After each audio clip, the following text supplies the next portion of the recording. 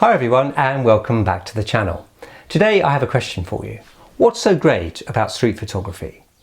Well, I suspect that for many people watching, the question doesn't really need asking because to them it's obvious. But there are those that think that it isn't a serious form of photography and certainly not one that could be considered an art form. I know of landscape and portrait photographers, for example, who would never consider spending hours on the streets looking for pictures. To them, it's all a bit too throwaway and really not worth their time. But for the dedicated urban image maker whose only wish is to capture daily life on our streets, street photography is like a drug and they have to get their regular fix. Perhaps you recognise yourself as part of this group, and just the very thought of getting out into the big metropolis with your camera gets the desires burning. So what is it that makes this genre so appealing? What is it about taking pictures in ordinary everyday public spaces that is so addictive? What is it that makes us want to hang around on street corners at all times of day and in all weather? Well, let's look at it from a basic practical viewpoint to start with. It's probably the most accessible type of photography for many of us who live in or near towns and cities. We can just grab the camera and go, right? Easy to get there, minimal preparation, maximum use of time. Most of us lead busy lives, so when photo walk time arrives, we just want to get out there, whether we've got a project in mind or not. We just want to see what there is to photograph, and it doesn't have to fulfill any criteria. There doesn't have to be a story, they don't have to be aesthetically pleasing, they don't even have to be technically very good. They just have to be pictures about life on the streets. However, it's not only the convenience factor that's important, it's also the sense of freedom it gives us. When we're out shooting, we tend to lose ourselves. We get engrossed in what we're doing and nothing else seems to matter.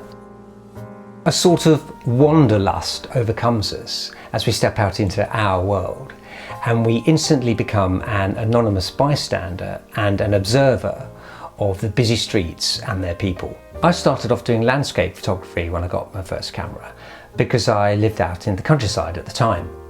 And I enjoyed the experience of learning how to use the camera while walking around the hills where I lived. However, not long after, my family moved into a small local town and suddenly a whole new photographic world had opened up for me. One with ever-changing scenes and a cast list that went on and on. So I quickly realised that in this newfound environment, I would never have to look too far for something interesting to photograph. The subject matter could be endless. When I saw this picture, taken by the great American photographer Robert Adams in Colorado Springs in 1974, it really spoke to me. Robert Adams was just walking by and he saw this moment and he captured it. Really, it's a quite unremarkable scene. There isn't much going on. Most people would not even notice it, they would just keep walking on by. The rigid lines of the house with its doors, windows and brickwork, and the clean monochrome palette, and then that little swoop of path. And the lady in the window is just standing there, isn't she? She probably stood in that room every day. It's all so simple, and yet this picture seemed so beautiful to me when I first saw it, and it still does. So there's me thinking there must be thousands of moments like that out there waiting for me to capture with my Olympus OM10 loaded with Ilford FP4. Well, of course, I quickly realised that while yes, there are thousands of things out there to capture on the streets, unfortunately they're not all cool, they're not all beautiful, and I'm certainly not Robert Adams. We have to wind forward a few years to find what I consider to be my first quite good street picture.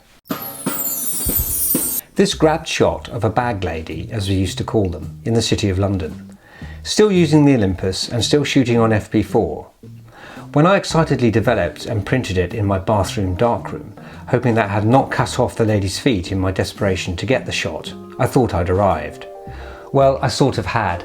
I'd arrived at the start of my journey. And after hours of thumbing through books on street photographers in libraries, I'd arrived at the idea that street pictures don't have to tell a story or make a social statement. It can also be about simply capturing a moment or photographing that something in nothing particular. There are no rules. Although the great American photographer Gary Winogrand portrayed American life and its social issues with his pictures, he once said, "I photographed something to find out what it will look like photographed." Looking through books of photographers who have habitually shot street photography, it's interesting to see how they have arrived at their style and the kinds of images that they have become well known for. The street is a place of much variety for photographers, a landscape rich with opportunity, which we all see in our own very different ways. And although we may focus on similar themes and subjects, our personal vision is what sets us apart. And this is why street photography is so compelling for many, because it gives them the scope to stand out as individuals through the way they see and record the world. I usually want to keep a low profile, and my style is very much characterised by the light, shade, clean lines and geometry of what I see in the urban environment. And I like it to satisfy a certain criteria. But you have to find a system of working the streets that suits you and your personality. Perhaps it's being in the thick of things and shooting the crowds that's your thing, or individual things about certain people. Or maybe it's objects in public places that you like to capture.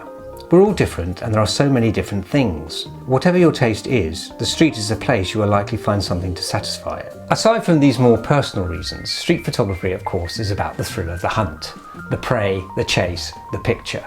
It can be exhilarating. Watch Joel Meyerowitz when he's in full flow, a driven man for sure, and I bet he feels good when he's nailed it and he knows he's got the shot.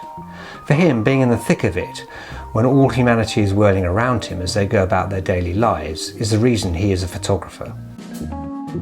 Of course, there has to be another side to all this talk about getting that great shot, that magic street moment that you've frozen forever. We have to also deal with the disappointment when we screwed it up and missed it. I've carried that feeling around with me for days before now, when I just could not shake it off. But on the plus side, these missed moments do make our successes taste even sweeter. Watching a scene unfold in front of me as I wait for the right moment is a big rush of adrenaline. Sometimes this can be at the end of a long wait when I thought the moment would never arrive.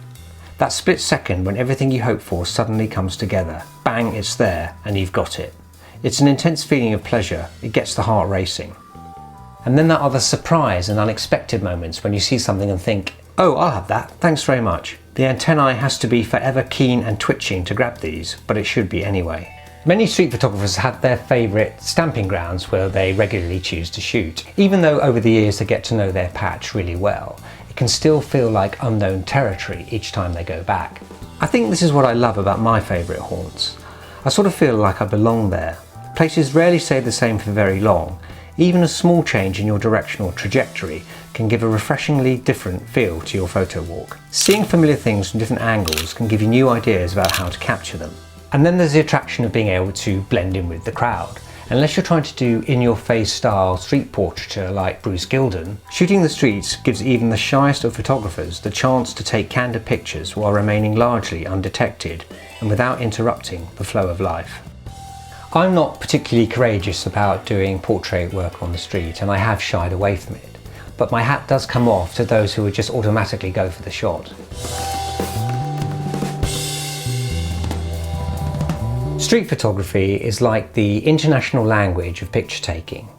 The thousands of urban picture makers all around the world are forever documenting the life, the humour and the drama of our fascinating streets. This is what makes street photography so great. Thank you for watching. Please let me know what you think in the comments and I'll see you next time. To see my street photography, visit my website at www.rupertvandervelde.co.uk.